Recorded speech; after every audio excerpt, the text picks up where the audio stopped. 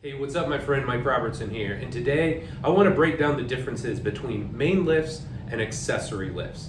Now, I don't know why my post on the gram last week caused such an uproar. Maybe it's because people have this very emotional connection to the hip thrust, but at the end of the day, what I'm focused on is getting the most bang for my buck with that first exercise. So you got to think, when you walk into a workout, that's when you're the freshest, you're the most focused, you've got the most energy. So that's when you need to put an exercise that's going to give you the biggest return on your investment.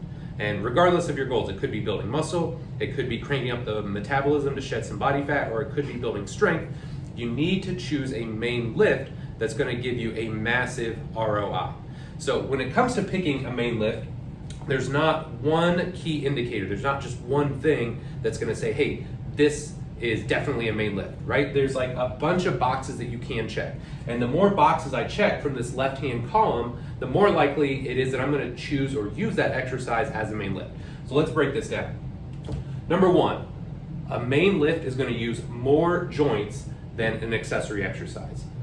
Common examples here would be, there's a reason I don't go in and start curling right off the bat, right? We do a chin up. Instead of doing triceps extensions, we're gonna do a bench press. Instead of doing a leg extension, we're going to do a squat.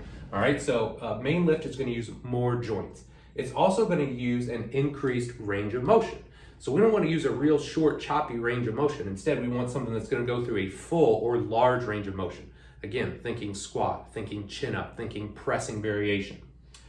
Another one, and it may not apply to everybody, but an increased speed of movement. So not trying to go slow and controlled, right? Or maybe you're not always trying to go slow and controlled. Instead, this is an exercise that you can move quickly, right? Or the intent should be to move quickly. You want to stimulate a lot of motor units. You want to use a lot of muscle mass. So speed of movement can be a valuable tool.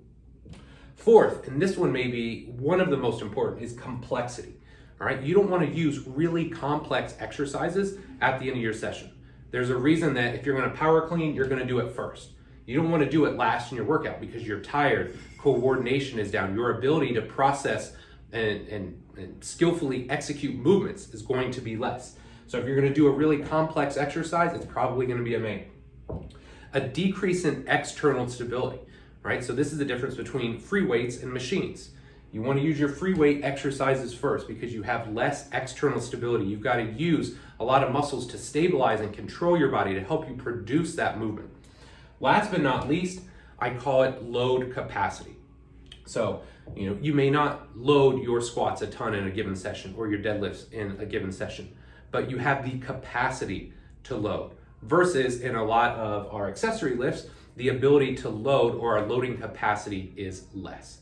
All right, so there is not one exact thing that's going to help you delineate whether an exercise is a main lift or it's an accessory. At the end of the day, for me, any exercise that checks a lot of boxes, though, on this left-hand side of the equation is a lot more likely to be used as a main lift versus an accessory.